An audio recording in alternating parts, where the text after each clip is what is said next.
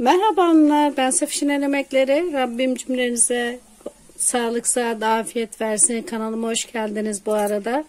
Hanımlar, evlerinize bereket, sağlık, sıhhat, afiyet versin Yüce Rabbim inşallah. Bakın şu şekilde bunu ne yapacağımı merak içerisinizdesiniz şu an gösterdiğim için. 4 numara şiş Himalaya ip kullandım, bebe yünü. Yumuşacık da bir şapka yapacağız hanımlar. Çok güzel bir şapka. Şimdi okullar açıldı, çocuklarımıza güzel güzel şapkalar takmak için çocuk şapkası anlatacağım. İsterseniz gençler de beğenirse gençler bu şapkayı, bu şapkayı da gençler de kullanabilirler. Ama ben çocuk şapkası olarak anlatıyorum hanımlar. Küçük yaptım video için. Daha büyük yapmak için ben bunu 85 ilmek yaptım. 5-6 yaş için, çocuklar için 3 yaşından sonraki, bu bir yaşla 2 yaş arası bu şapka. 5, 6, 7, 8 yaşlar için 85 ise 90 ilmek yapın. 95 ilmek, 100 ilmek yapın.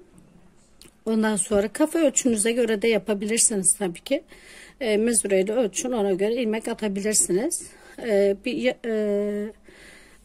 90, 100, 110, 120, 115 o aralarda ilmek atabilirsiniz hanımlar. Sonra 85 ilmek attım. 15 sıra pirinç tanesi modeli yaptım. Çok güzel bir şapka yapacağız hanımlar.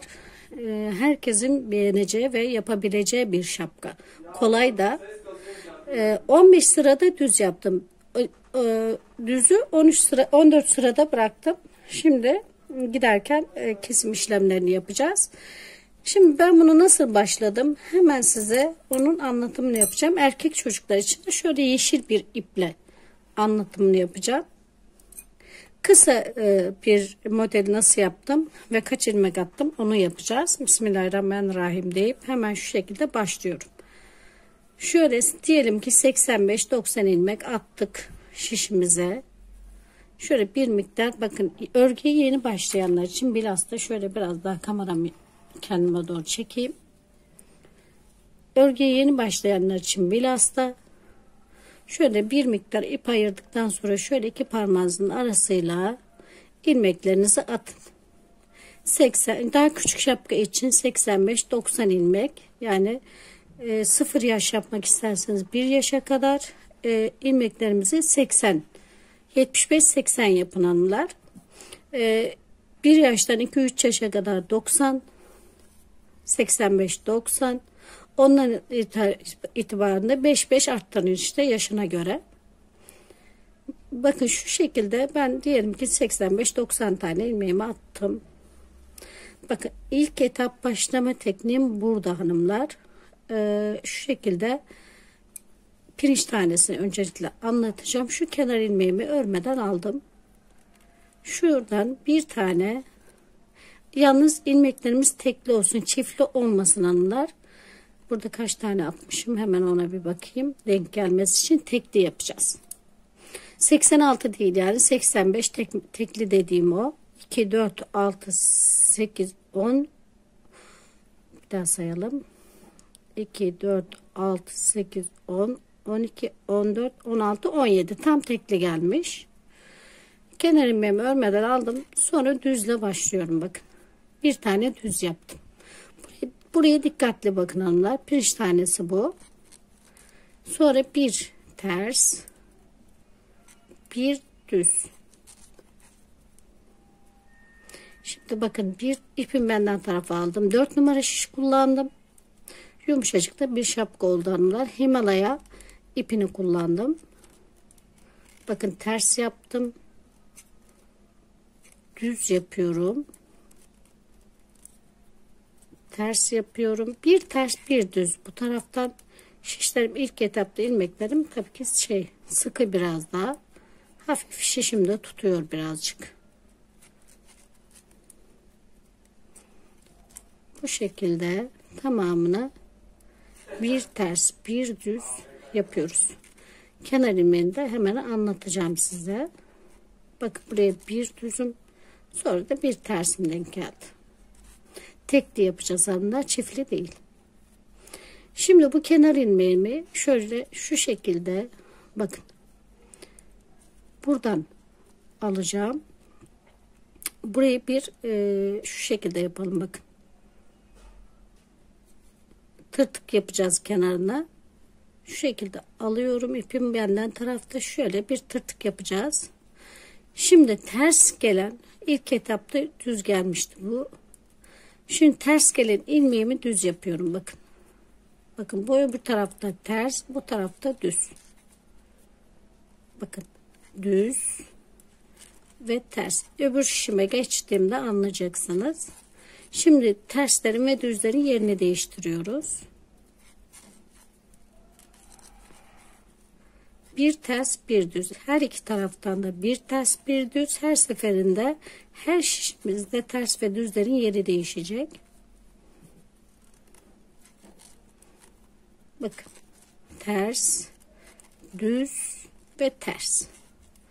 Şimdi tekrar döndüm. Düğüm denk geldi işte ipimde de. Şimdi tekrar buranın dediğim gibi tırtık olması için şu şekilde döndürüyorum. Bakın tırtık yapıyorum burayı. İlk etapta biliyorsunuz düz başlamıştık. Buradan ters geldi. Şimdi tekrar düz. Bakın düz. Şimdi yanındaki ters, düz, ters. Her seferinde terslerin düzlerin yeri değişiyor hanımlar. Bakın. Bu tarafta ters ve düz yaptıklarımı öbür tarafta da mesela dediğim gibi düzle başlamıştık. Tersle yaptık. Şimdi tekrar bu taraftan düz olanı ters yaptık. Bu taraftan düz yaptık tekrar. Aynı şekilde tek sıra halinde gidiyor. Şu elime bile bakmanız yeterlidir. Bakın. Her seferinde değişiyor yerleri. Bakın. Şimdi düzle bitirmiştim burayı ve tersle bitti son ilmeğimiz. Son ilmeğimizi zaten örmeden şu şekilde kıvırarak alıyorum ki şurada bir tırtık oluşsun diye. Biliyorsunuz bu ilmeğim bu tarafta düzdü, bu tarafta ters yapıyorum. Kocaman bir şey geldi. Şimdi bunu düz olanı ters yapıyorum. Ters yaptım. Öyle bir yere geldi ki onu fark etmedim. Şimdi düz, ters, düz, ters. Bakın öbür tarafta ters ve düzlerim, bu tarafta tam tersi ters ve düzlerim oluyor. Her biri bir ters bir düz olarak yer değişerek gidiyor. Bakın şimdi tekrar ön tarafa geldim. Burası örgümüzün ön yüzü. Tekrar şu ilmeğimi şöyle tırtık olsun diye kenarına şöyle çevirerek alıyorum. Tekrar düzle başlıyorum. Bu ilmeğim öbür tarafta bakın bu tarafta da düz. Bu ilmeğim bu tarafta da düz. Şimdi ters. Düz. Ters. Düz. Ters. Düz.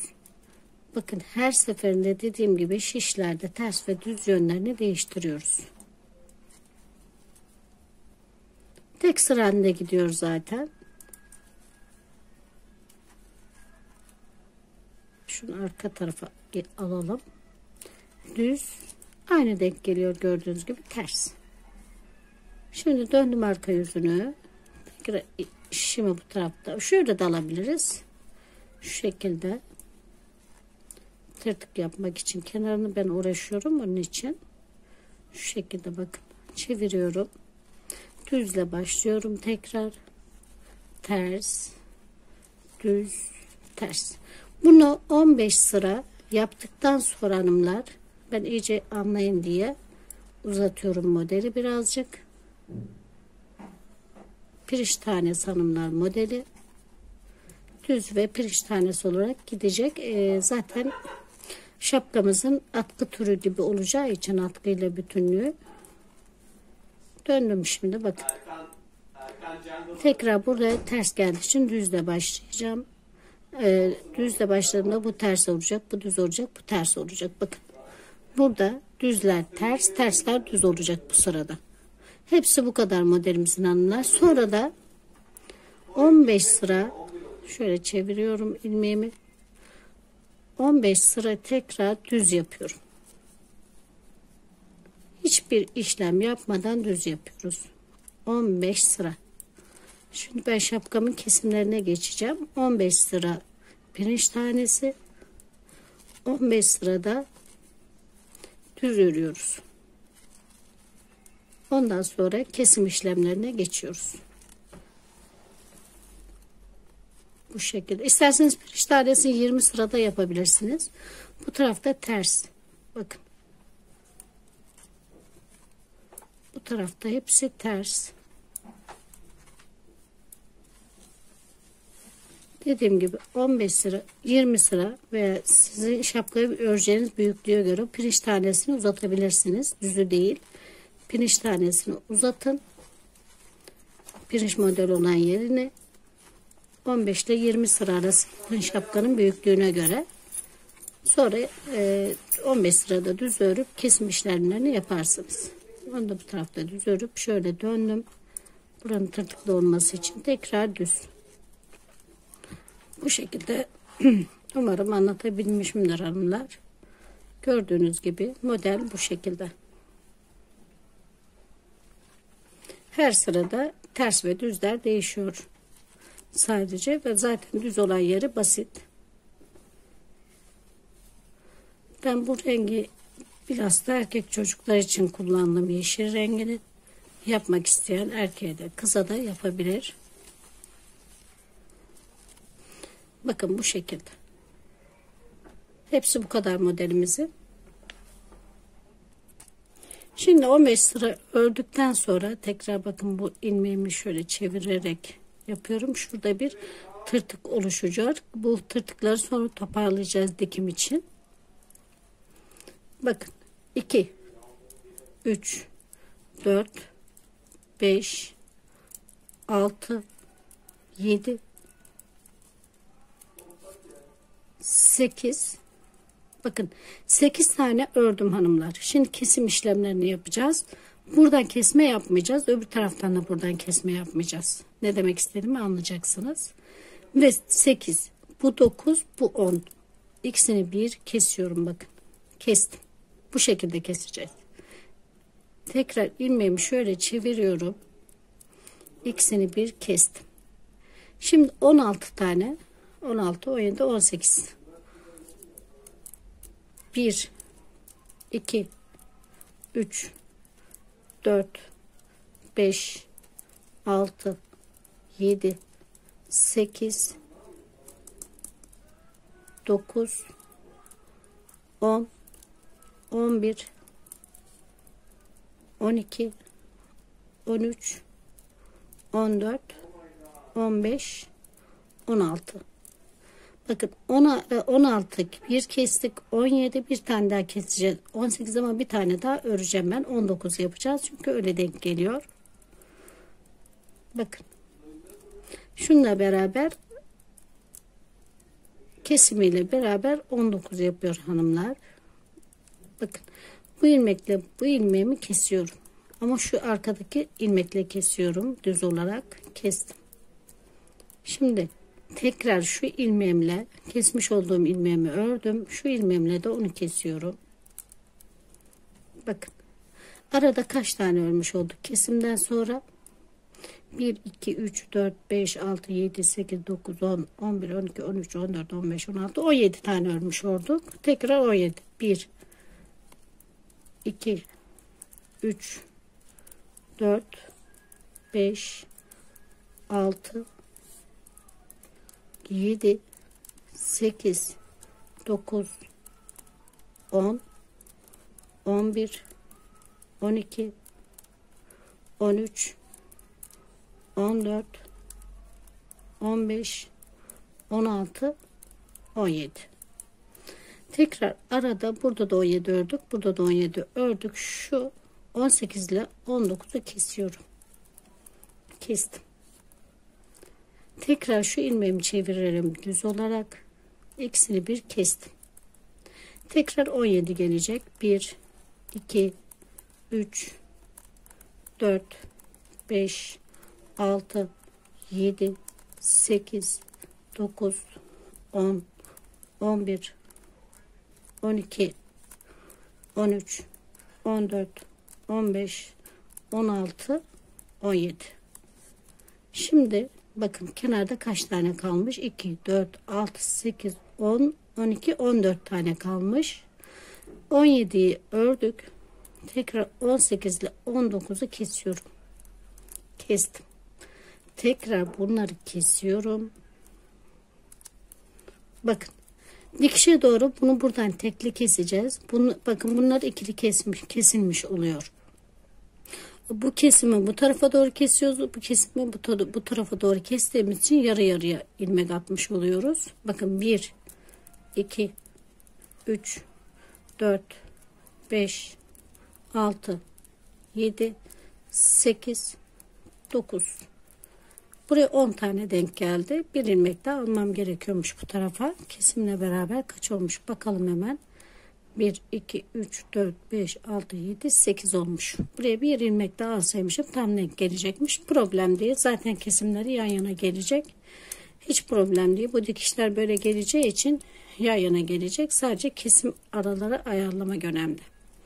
Şimdi ters kısma geldim. Bakın 3, 4, 5 ters örüyoruz. 6, 7, 8. Bu iki sıra falan hiçbir kesim işlem uygulamadan aslında kessek çabuk toplanır diye düşünüyorum. Onun için birazcık kesmeyeyim dedim ama keseceğim mecburen. Bakın şurada kesmiş olduğum ilmeklerim. Şu ilmeğimi şu arkadaki ilmeğimle birlikte ters olarak kesiyorum bu tarafa. Bu ilmeğimi çeviriyorum. Bu ilmekle beraber şu ilmekleri çevirerek ikisini bir de onu da bu tarafa kesiyorum. Birini bu taraftan alıyorum, birini bu taraftan alıyorum. Ters kısımdan da o şekilde kesim yaptım. Şimdi tekrar 1, 2, 3, 4, 5, 6, 7, 8, 9, 10, 11, 12, 13, 14, 15 gelecek onlar. 17 idi 15 gelecek. Şimdi bakın şu kesmiş olduğum ilmeğim şu. Şurada tekli olan ilmeğim. İkisini bir tersten ipin benden tarafa alarak kesiyorum. Kestim. Şimdi şu ilmeklerimi çeviriyorum. Onlar da şu kesmiş olduğum ilmeğim. Şurada tekli olan ilmeğim. İkisini bir kestim. Tekrar 15 tane düz kesimsiz ilmeğimiz olacak. Kesmeler hariç. Hadi bakalım. Şimdi bunları da kesip ön kısma kadar gelelim. Şimdi tekrar ön kısma geldim. İlmeğimi şu şekilde çeviriyorum.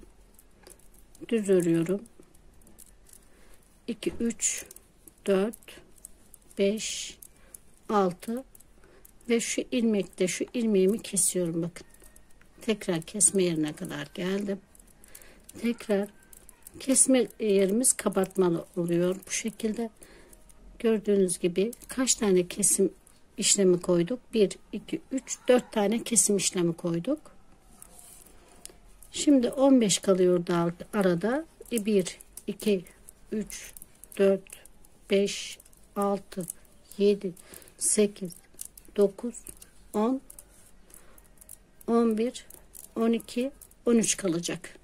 15 kalmıştı. 13 kalıyor şimdi. Tekrar şu arkadaki ilmeğimle bu kesim ilmeğim bakın. Şu. İkisini bir düzden kesiyorum. Gördüğünüz gibi.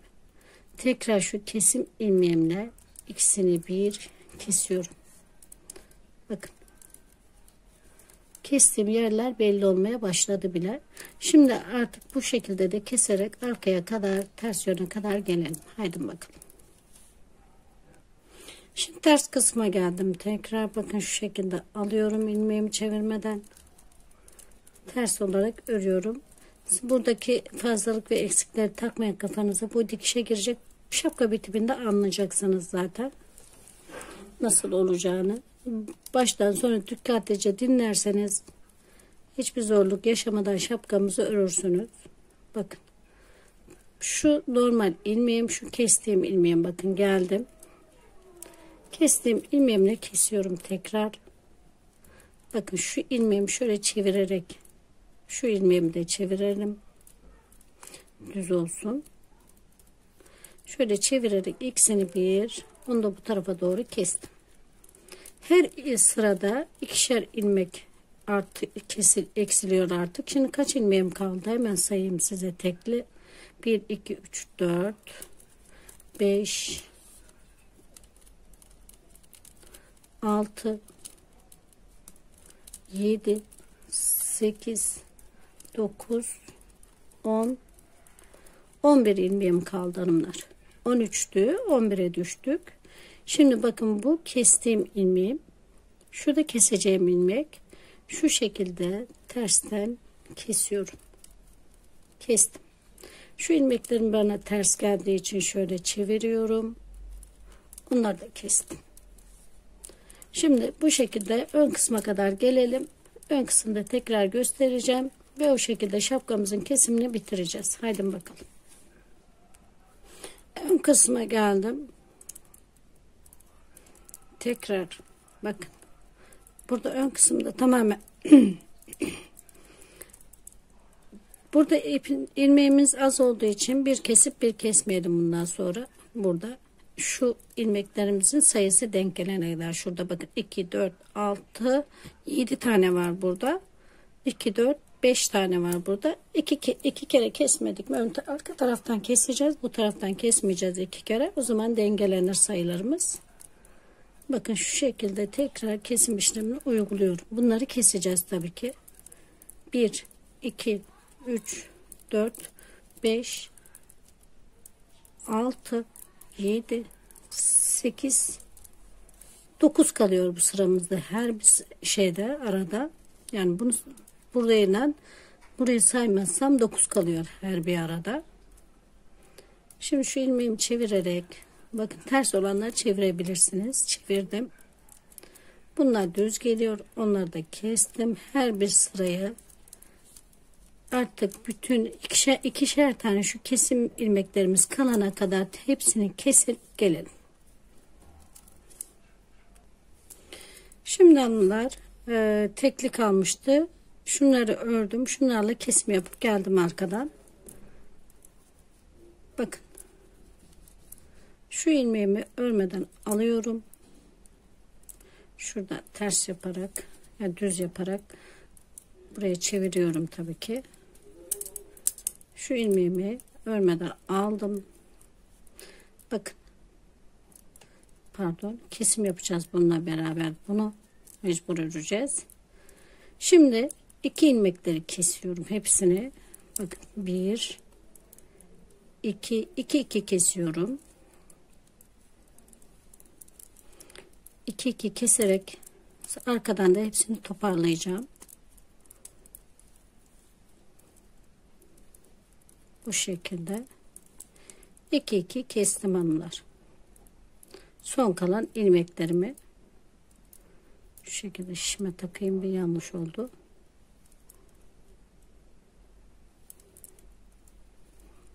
Şunu da keselim, şu şekilde kestim. 2 keserek 5 tane ilmeğim kaldı.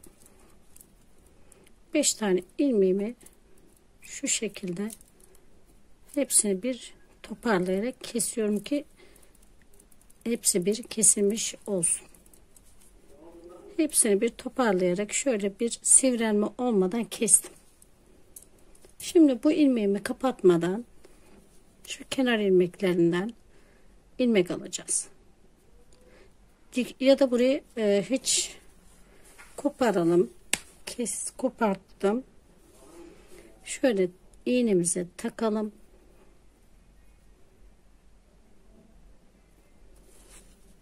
Dikiş işlemini yapalım. Küçük oldu tabii ki, dediğim gibi şapkam benim. Küçük yaptım ben video için. Sadece ilmek sayılarını arttırın başlarken şöyle ters kısmına getiriyorum. Dikim işlemi yapacağız. Şöyle her haroşasından alarak dikeceğim. Şurayı şu şekilde bir kapatalım önce. Sonra bakın, haroşalar var şurada kenarlarda, burası düz denk gelmiş. Şöyle haroşasından alıyorum, dikiyorum. Şuradan da bir düzden alacağım. Düz denk gelmiş bura. Burada düz denk gelmiş. Arada öyle karışıklık yapmışım hanımlar. Şöyle bakın. Şimdi haroşasından aldım. Ve şu karşı haroşadan aldım.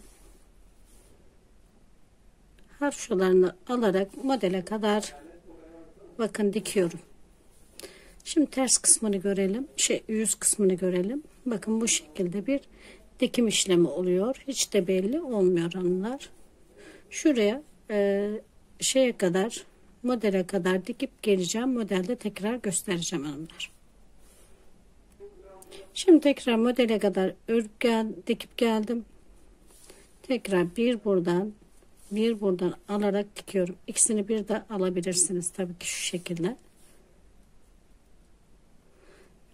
Tüm haroşalarından alıyorum ve başa kadar bu dikim işlemini bitiriyorum. Şöyle biraz yapın, boş bırakın.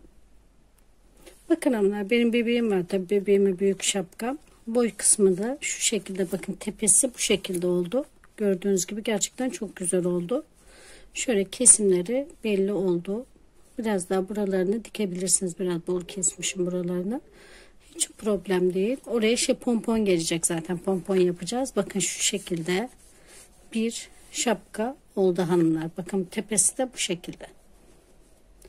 Dikiş kısmı şöyle gelecek. Bakın bu şekilde gelecek. Şu düz kısmı da ön tarafa gelecek. Bakın bu şekilde çok güzel oldu. Harika bir şapka oldu. Şimdi hanımlar tekrar anlatımına geçelim. Şöyle bakın. Şöyle bir alnını bırakacağım. Kısa bir yapacağız, buna sap yapacağız. Şöyle dikiş yerinden hemen arka kısma doğru bırakıyorum. Şöyle arkadan mı alsak, önden mi diye düşünüyorum. Arka kısmı şu kadar yeter diye düşünüyorum. Şöyle biraz daha gelelim. Arka kısmı bu kadar yeter diye düşünüyorum. Şuraya gelelim. Taktım. Yani kaç tane oluyor bir bakalım. 1, 2, 3, 4, 5, 6, 7, 8, 9, 10, 11, 12, 13. Oradan 14.'ye ipimi takıyorum. Taktım ve ilmeğimi çıkarttım. 1. Bakın şu ilmeklerin içerisinden çıkartıyorum. 2. Teklerini alıyorum. 2, 3. Teklilerini alıyorum. 4. Bakın. 4. 5. Şu da şuradan alalım. Evet, düz kısmından alalım. Düz olsun. Şöyle bakın, 20 tane falan alacağım bunu. 1, 2, 3, 4, 5, 6, 7, 8, 9, 10,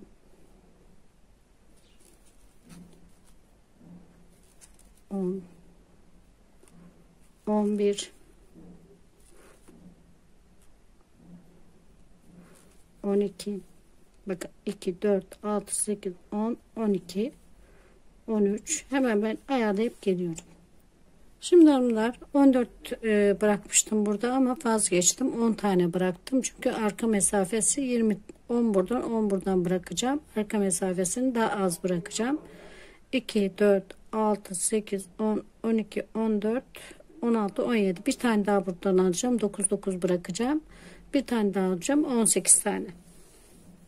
18 ilmeği şimdi tekrar pirinç tanesi olarak öreceğiz. Şimdi burası şöyle dönelim.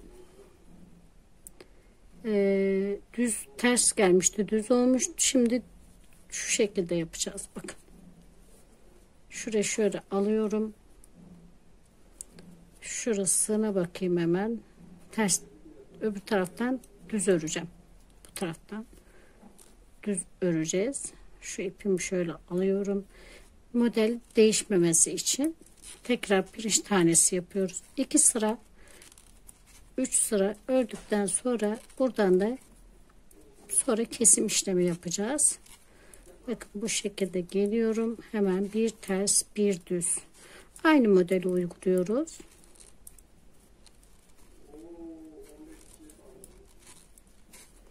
Şimdi buradan biliyorsunuz bir ilmek daha alacağım. Ters. Şu ilmeğimden şu şekilde geleyim. Bir ilmek daha alacağım buradan. Şu ilmek, şu ipimle şu şekilde aldım. 9 9 bıraktım arkada. 9 9 18 tane bıraktım. Şimdi bu ilmeğim tersti. Bunu da düz örüyorum. Şu iplerimi şurada bir bağlayacağım ki bolluk olmasın burada.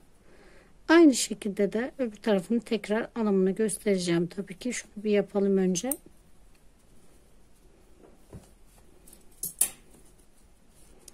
Şimdi tekrar bunu örmeden aldım. Ters. Bu düz denk gelmişti. Bu tersti. Şimdi bu ters olacak. Bu tarafta bu düz olacak. Modelimizi tekrar değiştiriyoruz. Bakın bu tarafta ters olanlar öbür tarafta düz. Bu tarafta düz olanlar öbür tarafta ters. Kısaca modelimiz bu şekilde. Yine 3-4 sıra örelim. İkinci sıradayım. Ondan sonra kesim işlemini yapacağız. Birazcık buraya örelim. Şimdi bunu da ters örüyorum. Bakın modeli bu şekilde aynı modele çevirdim. Şimdi tekrar buranın tırtıklı olması için şöyle ilmeğimi çeviriyorum. Şu şekilde. Bu tarafta düzdü, bu tarafta ters. Şimdi bu düz yapıyorum. Dediğim gibi öbür tarafta tersler, bu tarafta düz, düzler ters. İlmeklerimizin ters yönlerini her seferinde değiştiriyoruz.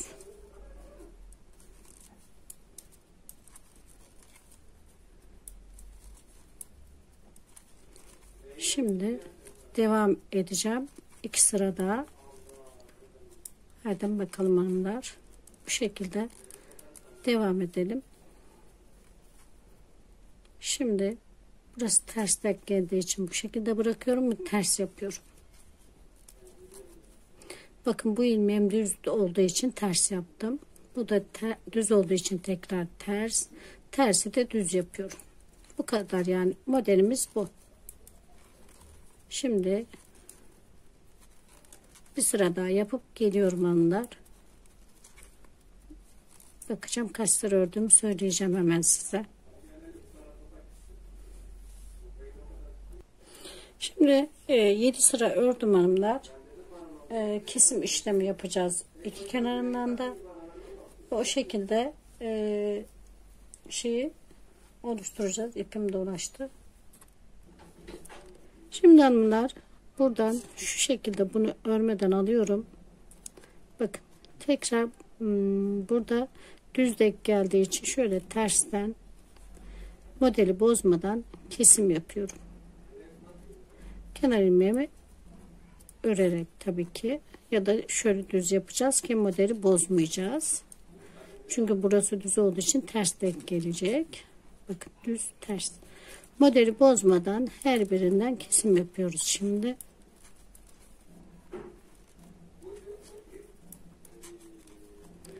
Şimdi burada 10 tane kalana kadar kesim yapacağız. Her seferinde. Şimdi arkadan döndüğümde de tekrar dönüşlerde kesim yapacağım. Modelimi bozmadan devam edeceğim. İlk ilmeklerimi kesmiyorum, bakın. Kesmedim. Şimdi bu ilmeğim ters olduğu için bunu da düzden tekrar kesiyorum. Pardon, tersten keseceğiz. Bu ters olduğu için düz denk gelecek bu tarafta. Kestim. O da düz. Dediğim gibi modeli bozmadan kesimini yapacağız. Şimdi ön tarafa geldiğinde tekrar göstereceğim. Bunu gösterdim mi zaten öbür günde ilmeklerini alacağız. Öbür tarafta aynı şekilde yapacaksınız. Pompon yapacağız ve bitireceğiz. Geldim bakın bu tarafa. Tekrar bu kenar ilmeğimi örmeden, kesmeden alıyorum. Bakın bu ters denk geldiği için düzden kesim yapıyorum tekrar. Kestim, ilmekle kestim. Bu şekilde. Bu da pardon. Bu ters geldiği için ters keseceğiz bunu. Onu düz yapacağız. Şu şekilde bakın şöyle çevireyim. Burayı karıştırmayın hanımlar kesimlerini. Bakın. Düz olduğu için bunu ters yapıyorum. Bunu da düz yapıyorum. Bakın modelimi hiç bozmuyorum. O şekilde zaten keserken anlarsınız siz onu. Ne demek istediğimi. Şimdi bu taraftan kesmiyorum. Öbür taraftan dönüşlerde hep kesim yapıyorum. Tekrar bakın modelimi bozmuyorum. Devam ediyorum. Bakın hiç kesimleri belli bile değil iç kısmından ve dış kısmından. Bakın. Şimdi bu ters olacak. Ters olacağı için bunu düz kesiyoruz. Bu ters. Şimdi öbür taraftan da tekrar aynı şekilde kesimi yapacağım. Kaç tane oldu? 2, 4, 6, 8, 9, 10 tane var. 1, 2, 3, 4 tane daha kesim yapacağız. Bakın. Kenar ilmeğimi tekrar bıraktım. Bunu tekrar tersten kesiyorum. Pardon, düzden keseceğim. Çünkü ters denk gelecek. Ters denk geldi. Zaten bir sonraki ilmekten anlarsınız nasıl keseceğinizi. Modeli bozmadan kesimler yapacaksınız. Şimdi ben 10 ilmeğime kadar kesip geliyorum hanımlar. Şimdi hanımlar 8 ilmek bıraktım sadece. Burada 8 ilmeğimi bir 6-7 sıra daha öreceğim. Kaç sıra ördüğümü söylerim tekrar. 8 ilmek bıraktım. 10 ilmek gözüme fazla geldi burada. Şimdi 8 ilmeğimizde aynı modelden tekrar devam ediyoruz. Hiç modelimizi bozmadan. Şimdi bakın kenarını örüyorum. Tekrar 7-8 sıra örelim. Ben kaç sıra ördüğümü söyleyeceğim size kesimden sonra. Daha da uzun yapabilirsiniz burayı. İsterseniz böyle aksesuar olarak bırakabilirsiniz. İsterseniz boynun altına bağlayacak şekilde örebilirsiniz burayı. Burası sadece ipimiz, yani bağlama yerimiz. İsterseniz daha biraz daha altıya da düşürebilirsiniz bu kesim yerini. İsterseniz altıya düşürelim. Bir de onu görelim. Bakın şuradan düz olarak, ters olarak, burası ters olduğu için düz olacak. Ters kesim yapıyorum. 6'ya düşürelim. Bir de öyle görelim. Bakın. Düz, ters, düz, ters, düz. Burada bir ilmeğim var. Burada şey olmuş. İlmek kaynamış. Ben bunu düzelteyim bir. Şimdi ön tarafa, burası düz olduğu için bunu ters düz olarak kesiyorum. Onu ters yapacağım. Önde ilmek hangi yöndeyse kesimi de farklı yönde yapacaksınız. Bakalım hemen tekrar 2 4 6 tane bıraktım. Şimdi 6 tane 5-6 sıra örüp geliyorum. Bir göreceğim şapkamı örüp geleyim. Hadi bakalım. Şurası sadece kulak koruması olacak. Şurası sadece kulak koruyacak hanımlar. Bu şekilde de öbür tarafını öreceğiz. Bakın bu şekilde. Gördüğünüz gibi. Hemen ben bu şeyi örüp geliyorum. Kaç sıra ördüğümü söyleyeceğim. Şimdi 6 sıra ördüm hanımlar. Şöyle düz kısımdan kesimini yapıyorum. Çok fazla uzun yapmıyorum ama siz bağlamak isterseniz boyun altına uzun yapabilirsiniz. Bu aksesuar yanında olacak, bu kenar kulak yanında. Gene modelde bağlamalı değildi ama bağlamak istiyorsanız boyunun altından bu 6 tane olan ilmeğimi büyüteceksiniz. Hepsi bu kadar hanımlar. Bakın bu şekilde. Şimdi aynı şekilde öbür tarafından tekrar ilmek alacağız. Burada 9 tane ilmek bırakmıştık. Hemen tekrar sayalım. 1, 2, 3, 4, 5, 6, 7, 8, 9. Şimdi tekrar 9 tane burada bırakacağız. 1, 2, 3, 4, 5, 6, 7, 8, 9. 17 tane şuraya şimdi takayım ben. Taktım. Burada kaç taneydi? Onu sayayım hemen. 1, 2, 3, 4, 5, 6, 7, 8, 9, 10, 11, 12, 13, 14, 15, 16, 17, 18. 18 taneydi. Şimdi buradan sayıyorum tekrar. 1, 2, 3, 4, 5, 6, 7, 8, 9, 10, 11, 12, 13, 14, 15, 16, 17, 18, 19'a geliyorum. Hemen 18.'den şöyle 18 tane olduğu için önde şöyle bir anlı kalacak. Şöyle ipimi tekrar alıyorum. En son tığ battıyla şapkamızın pomponlarıyla bitireceğiz hanımlar. Şimdi aynı şekilde ben 18 tane ilmeğimi alıyorum. Aynı şekilde hadi bakın 18 tane alalım, az önce gösterdiğim gibi. Şimdi tekrar ters ve düz olarak devam ediyoruz. Aynı modeli yapıyoruz. Öbür atkımda ne yapmışsam öbür tarafında aynısını yapacağız buradanlar. Hadi bakalım. Şimdi bunu da tam göstermemek gerek yok. 5-6 sıra ördükten sonra kesimine başlayacağız. 6 sırada ördükten sonra kesimden sonra şapkamızı bitirmiş olacağız bu kenarlarını. Hadi bakalım. Bu şekilde aynı öbür tarafta anlattığım gibi yapıp gelin hanımlar. Şimdi hanımlar artık şapkamı bitirdim. Şöyle bakın, her yuvasından şu kenarlardan batarak ters tığ yapıyorum. Tığ işlemesini yapıyorum. Şu kenarlardan ters tığ.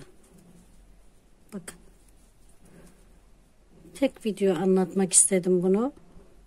Parça parça bir anlamı kalmıyor. Onun için biraz videom uzun oldu. Ama bu da sizin için hanımlar. Bakın şimdi sona geldiğimde şu kenarına şöyle bir tığ battı. Şöyle anlatayım. Şu uç kısmına şöyle geçiyorum. Bakın şu tırtıklı olan yerlerden hepsinden batıyorum. Bakın tırtıklı olan yerlerden. Şu. O da delik oluşmasın diye ama gene de arada oluyor o kadarlık. Bakın bu kenarlardan hep battım hanımlar. Şuralardan Bunun her yuvasına batmadım. Buraya çok fazla bolluk olmasın diye. Şu şekilde hepsini tamamını tığ batta yaptım. Şimdi pomponlarını 2 tane yaptım ben. Birini de beraber yapacağız. Pomponlarına dikip şapkamızı bitireceğiz hanımlar. Bakın burayı da bu şekilde bitirip ipimi keseceğim. Şu şekilde. Burayı şöyle yapalım. Başlama yeri olduğu için şöyle ipimi kesiyorum. Arka kısımdan şöyle alıyorum. Şuraya şu şekilde bir kenar oldu hanımlar. Şu şekilde bakın. Şimdi arka kısımda iplerimi hepsini temizleyip keseceğim hanımlar. Sonra en son halledeceğim onları. Şimdi pomponuna geçelim. Tığ battısını bitirdik. Bütün kenarın tığ battılarını yaptım hanımlar. Bakın. Bu şekilde çok güzel bir şapka oldu. Pomponuna hemen geçiş yapıyorum hanımlar. Şöyle ben 2 tane pomponlu yaptım. Birincini de üçüncüyü de beraber yapacağız. 3 tane. İsterseniz hazır pompon alabilirsiniz. O size kalmış bir şey. Hemen size en kolayından bir pompon anlatacağım. Şöyle 3 parmağımı şöyle hafif açarak şöyle ipimi rahat bırak. 50 tane doluyorum buraya. 3, 4, 5. Bu şekilde hemen 50 tane dolayıp geliyorum. 4, 5, 6, 7, 8, 50 tane. Bakın 50 tane doladım. Şöyle parmağımdan çıkarttım. Bakın parmağımdan çıkarttım. Şöyle şu parmağımı çıkartmıyorum arasından. Şöyle ipimi, şu doladığım ipimi şöyle çevirerek ilmek attırıyorum. Tam orta kısmından. Şöyle bakın parmağımı çıkartmadan ilmeğimi attırıyorum ve parmağımı çıkartıyorum. Buraya tam orta kısmı. Şöyle bir kere daha tersten ilmek attırıyorum. Şöyle iyice doluyorum burayı. Sıkı bir şekilde. Tekrar ilmek attırıyorum. Gördüğünüz gibi. Tam ortalık kısmına getireceksiniz. Şimdi şunu da tersten ben doluyorum. Şöyle. Bu da bu taraftan. Şöyle dolayacağım. Bu da bu taraftan gelecek. İkisini beraber sıkıca bağlıyorum. Bakın. İkisini beraber sıkıca bağladıktan sonra kesim işlemine geçiyorum. Bakın. Çok kolay bir basit anlatım. Hemen şöyle makaslarımdan kenarlarını kesiyorum. Büyük makasla güzel bir kesen makas bulun. Benim makaslarım çok kesmiyor. Bir tane makas almam gerekiyor. Pomponlar için. O da sizin için bunlar. Yoksa elimde şu an hazır pompon yok. Olsa hiç uğraşmazdım belki de, ama sizin için en kolayından yapmaya çalışıyorum. Şu şekilde kestim bütün iplerimi, aralarını şöyle elimle düzeltiyorum. Şu uzun olanları bir keseceğim kenarlarından. Şöyle küçük makasımı alıyorum, bu daha güzel kesiyor çünkü. Şöyle uzun olanları kesiyorum.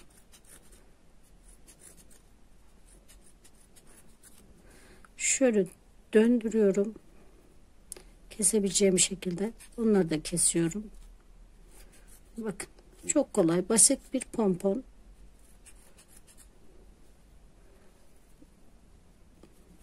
Onları da şu şekilde düzeltiyorum. Sonra şöyle pomponumu yayıyorum. Bakın. Yaydım, şöyle eşit bir şekilde yaydım. Şu iki ipimi bırakıyorum. Bakın o lazım bize onlar. Şimdi şu kenarlarından şöyle düzeltme yapıyorum. Bakın. Şu kenar yerlerinden şöyle düzeltme yapıyorum. Yuvarlak bir şekilde kesiyorum. Eşit bir şekilde keseceğim.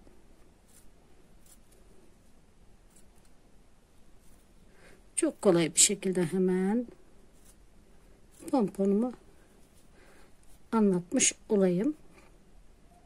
Şöyle düzeltiyorum tekrar. Bakın şunları da kesiyorum. Uzun olanları üstünden düzelteceğiz tekrar.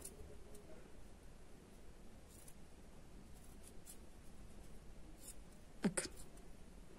Yuvarlak bir şekilde kestim. Şöyle bakın. Şöyle düzeltiyorum. Pomponumun üst kısmını düzelteceğim şimdi. Şöyle az bir şey. Tam tepeli olan yerlerini kesiyorum. Az bir şey. Çok değil.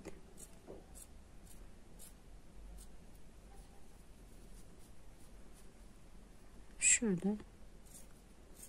Tamamını düzeltip geliyorum hanımlar. Ondan sonra dikimine geçeceğiz. Bakın güzel oldu. Bakın bu şekilde pomponlarımı yaptım. Şimdi tam tepe kısımdan şöyle bir tanesini çekiyorum. İsterseniz dikin, isterseniz bağlayın. Size kalmış bir şey. Tığım da takıldı. Bir tanesini çekiyorum. Karşı kısımdan da bir tanesini çekeceğim. Bakın tam karşı tarafından.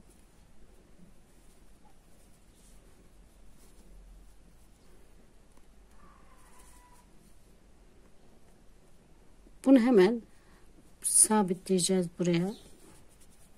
Bakın. İki ucu da geldi. İsterseniz dikin pomponun arasıyla, isterseniz bu şekilde bağlayın. Bu size kalmış bir şey. İyice buraya sabitleyin hanımlar. Bakın bu şekilde pomponumuzu aralarından dikerek şöyle tutturun hanımlar. Şimdi ben öbür pomponunu halledeceğim şuraları. Şimdi onu da şu şekilde yapacağız. Bir tanesini buradan ipimi geçiriyorum. Şunu kesmemişim. Geçirdim. Bir tanesini de öbür tarafından geçireceğim ara vererek.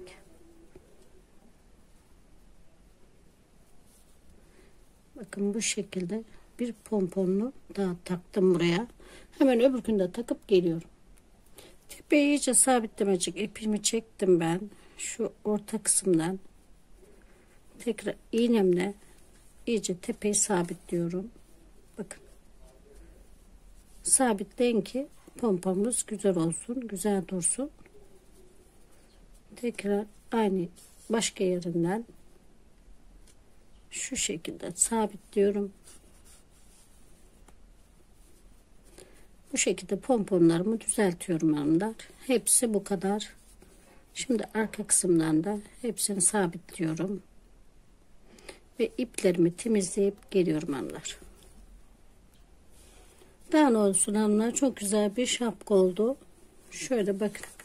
Bebeğime giydireyim ben ama bebeğim küçük olduğu için şapkam biraz büyük. Bakın bu şekilde bir şapka oldu. Gördüğünüz gibi bakın. Bebeğim küçük. Şapkam büyük. Bakın buralarını bağlamadan bu şekilde aksesuar gibi kullanıyorlar.